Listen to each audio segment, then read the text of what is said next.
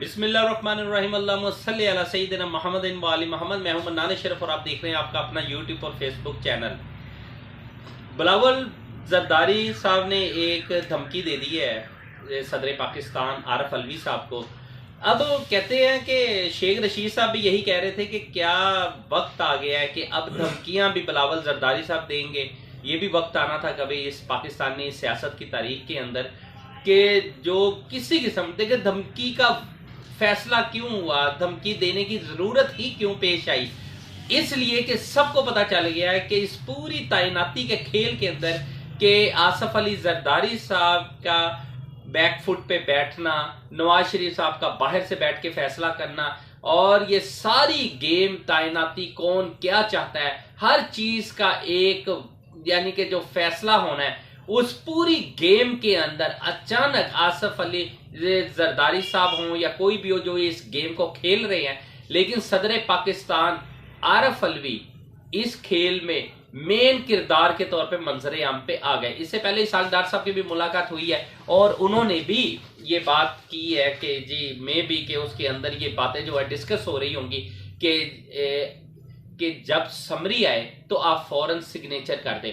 लेकिन ये सारे लोग इमरान खान को भूल गए थे। इमरान खान ने 26 तारीख का ही लॉन्ग मार्च क्यों तय किया, 26 तारीख क्यों इतनी अहम है जिसकी वजह से ये सारा कुछ हुआ।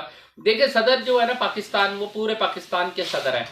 आरिफ अलवी साहब को अगर धमकी देना या इस तरह का कोई भी काम करना, देखिए कोई भी सदर जो होता है ना गैर आईनी काम करने का मजाज ही नहीं होता और ना ही वो कर सकता होता है।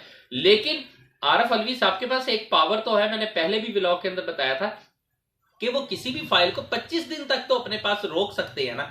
अगर तैनाती के लिए कोई नाम फाइनल करके ये सारी पीडीएम मिलके फाइनल कर देती है और फिर भेज देती है, तो आरिफ अलवी साहब अगर नहीं करते तो मैं आपको बार बार बताता हूं कि 4 नामों की अगर एक समरी फॉरवर्ड होती है और वो वजीर आजम के पास पहुंचती है, शहबाज शरीफ साहब उस नाम पे सिग्नेचर कर देते हैं जो नाम किसी सूरत भी पिंडी को GHQ को मंजूर नहीं है, तो उसकी पहली गेम पहला पत्ता यही होगा कि आरिफ अलवी साहब के पास जैसे ही वो सिग्नेचर के लिए जाएगा वो समरी रोक लेंगे। जैसे ही समरी रुकती है तो 27 तारीख खत्म हो जाती है। 27 तारीख को जनरल आसम मुनीर साहब जो है वो रिटायर हो जाएंगे और अगर वो रिटायरमेंट के वक्त ही 27 तारीख को वो रिटायर हो जाते हैं तो पीछे से मजीद जो है वो 3 नाम रह जाते हैं। 3 नाम में अब चौथा नाम भी शामिल करना है, ये बड़ा अहम है।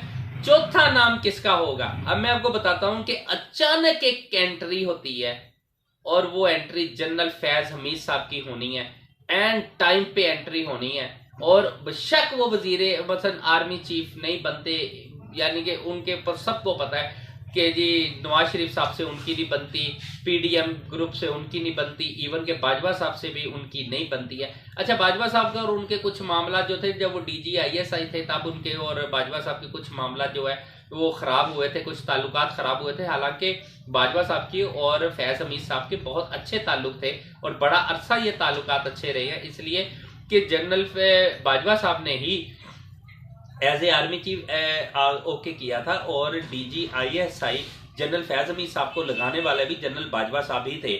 लेकिन फिर ताल्लुकात खराब होते हैं। जनरल हमें फैज हमीद साहब की मुलाकातें इमरान खान साहब के साथ ज्यादा होना शुरू हो जाती हैं।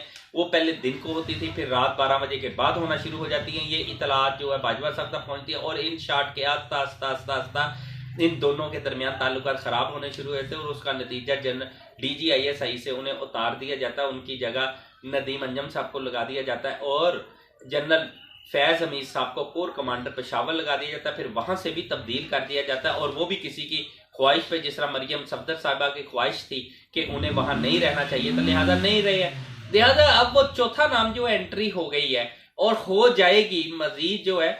देखें अगर समरी ही 28 तारीख को आती है तो फिर तो एक लिस्ट में से वैसे भी नाम उड़ गया, लेकिन अब तक जो डेडलॉक है, जो चीज के ऊपर सबसे ज्यादा शोर शराबा है वो यही है कि नवाज शरीफ साहब का ये शोर शराबा है कि जी मेरी मर्जी का होगा, क्योंकि आप लोग सिर्फ समरी भेज सकते हैं, फैसला हमने करना है। लेकिन कुछ मामला बड़े पेचीदा हो गए हैं, उस सिलसिले के अंदर पेचीदा हो गए हैं कि जी जनरल फैज हमीद साहब को या किसी को भी अगर आर्मी चीफ बनाना है या किसी को भी मसलन के बनाना है तो वो GHQ फैसला नहीं करेगा।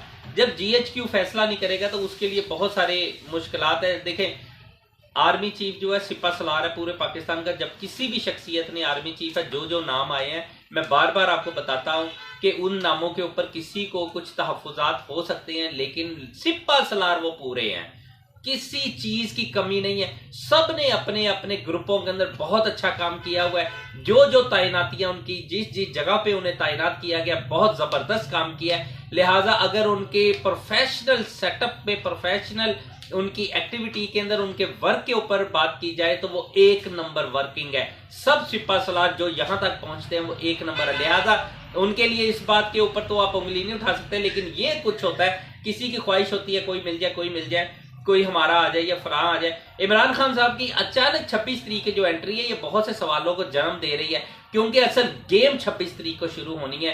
तैनाती की मेन गेम जो है 26 तारीख के बाद है। देखिए 26 तारीख को समरी हो जाए। जनरल बाजवा साहब को किसी ने पैगाम पहुंचाया था, और पैगाम भी PDM से ही, हुकूमत की तरफ से गया था कि आप 3 दिन पहले अपनी रिटायरमेंट ले लें और उसी टाइम समरी दें और हम नया आर्मी चीफ अपॉइंट कर दें। लेकिन जनरल बाजवा साहब ने इस बात से इनकार कर दिया। ये मेरे जराए बता रहे हैं कि जनरल बाजवा साहब ने इस बात को मानने से इनकार कर दिया है कि हमने किसी सूरत 3 दिन पहले नहीं, 29 तारीख मेरी है लास्ट, तो 29 नवंबर ही यानी कि वो जो है रिटायरमेंट का ऐलान होगा और उसी दिन नया आर्मी चीफ जो है अपॉइंट होगा। अब 28 तारीख को अगर समरी जाती है तो लाजमी बात है एक बंदा वो यानी कि नाम निकलेगा जिसके ऊपर लंदन की ख्वाहिश है। पीछे जो रह जाते हैं, लेकिन इस टाइम जो सबसे ज्यादा बाजवा साहब जो नाम ज्यादा लिए जा रहे हैं कि GHQ किन नामों को ज्यादा प्रमोट कर रही है, चाहता है कि ये आर्मी चीफ लगे, तो उसमें शमशाद साहब है और जनरल नुमान साहब है, जनरल अजहर साहब है। मतलब इन तीनों में से 2 नाम जो है, जनरल नुमान और जनरल शमशाद साहब, उनका नाम आ रहा है कि जी उन्हें आर्मी चीफ अपॉइंट किया जा सकता है उनके मुताबिक। बहरहाल अब ये देखना ये है कि 26 तारीख की गेम कहाँ पहुंचती है। जनरल फैज मीर साहब की एंट्री जो है क्या के फैसला कर पाती है। लेकिन एक चीज चलते चलते मैं जरूर बता दूं कि इस्लामाबाद में जो थप्पड़ों की गूंज सुनाई दे रही है, ये बहुत खतरनाक है, ये होनी नहीं चाहिए थी। ये किसी सूरत ठीक नहीं है, किसी भी सूरत ठीक नहीं है। अगर किसी ने भी ये अमल किया हुआ है और इस बात में कोई सच्चाई है तो सरासर ज्यादती है, ये होना नहीं चाहिए था। बहरहाल मजीद को ये अपडेट आती है तो मैं आपसे जरूर रब्ता करता हूं। मनाने शर को इजाजत दीजिए, अपना अपने चैनल का बहुत ख्याल रखिएगा। अल्लाह हाफिज।